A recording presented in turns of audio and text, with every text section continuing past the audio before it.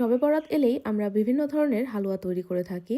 তারই ধারাবাহিকতায় আজকে আমি একদম ভিন্নধর্মী একটি হালুয়া তৈরি করে দেখাবো। আমার কাছে যেহেতু চকলেট সবসময় থাকে, তো ভাবলাম যে এবারে ভিন্নধর্মী একটা হালুয়া তৈরি করে দেখা যাক। আসসালামু আলাইকুম এভরিওয়ান, আজ আমি আপনাদেরকে চকলেট সুজির হালুয়া তৈরি করে দেখাবো। এবারে শবে বরাতে ডিফারেন্ট কিছু ট্রাই করতে চাইলে এই হালুয়াটা একবার হলেও ট্রাই করে দেখতে পারেন। আশা করছি আপনাদের কাছেও বেশ ভালোই লাগবে। আজকের এই ডিফারেন্ট হালুয়া তৈরি করতে আমি বেছে নিয়েছি বাংলাদেশের অন্যতম সেরা premium chocolate brand Lucerne chocolate.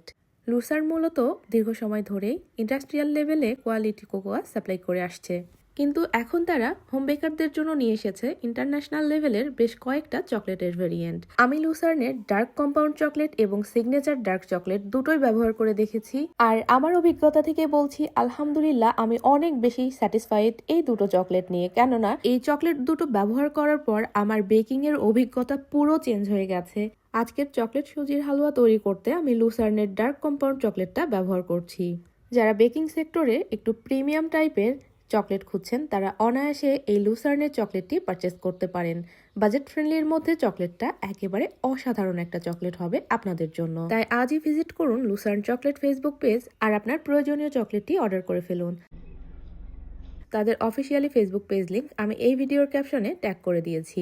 R cook with সানিকাস মম পেজের ভিউয়ার্সদের জন্য থাকছে স্পেশাল ডিসকাউন্ট। আর অর্ডার করার সময় ব্যবহার করুন আমার স্পেশাল কুপন কোড সানিকাস মম।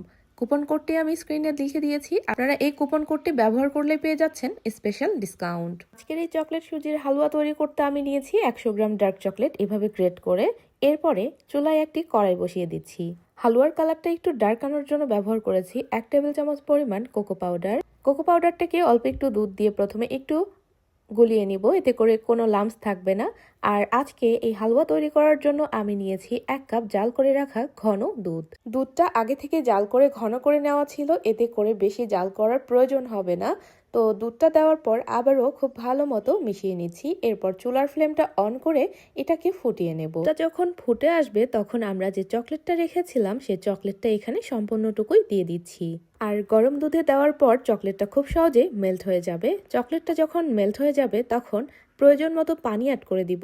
পানিটা কিন্তু আমি প্রথমেই দেইনি, কেননা প্রথমে পানি দিলে বোঝা যায় না কতটুকু লাগবে। সুজিটা জাল করার জন্য মূলত এখানে পানিটা ব্যবহার করা হয়েছে। আপনারা যদি পানিটা টোটালি অ্যাভয়েড করতে চান তাহলে এই পর্যায়ে আপনারা আরও 3/4 কাপ পরিমাণ দুধ দিয়ে নিতে পারেন, অর্থাৎ 1 কাপের থেকে একটুখানি কম এখানে পানি ব্যবহার করেছি। আপনারা পানির বদলে দুধটা এখানে দিয়ে নিতে পারবেন। এটা দেওয়ার পর আবারও একটু ফুটিয়ে নিয়ে তারপরে নামিয়ে রাখবো চুলা থেকে। আর এখন সুজির হালুয়া তৈরির প্রিপারেশনে চলে যাচ্ছি। প্রথমে একটা ফ্রাই প্যানে আমি দিয়ে দিলাম 2 টেবিল চামচ পরিমাণ ঘি।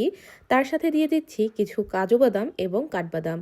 ঘিয়ের সাথে এই কাজু এবং কাঠবাদামটা একটু হালকা ফ্রাই করে নিচ্ছি, অর্থাৎ একটু বাদামি করে নিতে হবে, এতে করে বাদামের যে কাঁচা গন্ধ সেটা চলে যাবে আর বাদামগুলো খেতে ভালো লাগবে।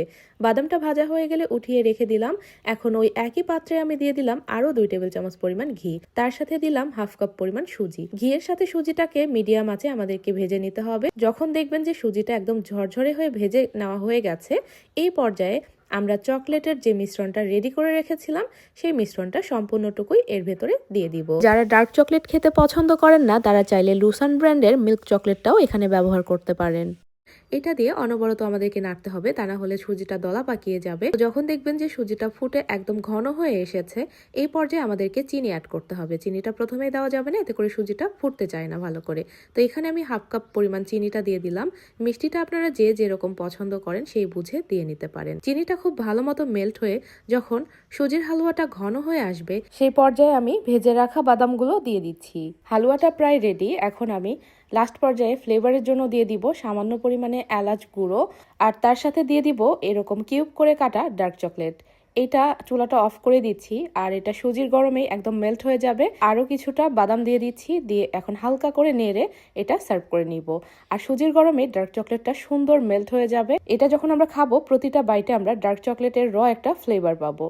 তো আমি সার্ভ করে নিচ্ছি। উপর দিয়ে গার্নিশের জন্য আরো কিছু বাদাম এবং গ্রেট করে নেওয়া ডার্ক চকলেট দিয়ে দিব। তো আশা করছি আজকের এই চকলেট সুজির হালুয়া রেসিপিটি আপনাদের ভালো লেগেছে। আপনারাও বাসায় ট্রাই করবেন, ইনশাল্লাহ আপনাদের কাছেও খেতে বেশ ভালোই লাগবে।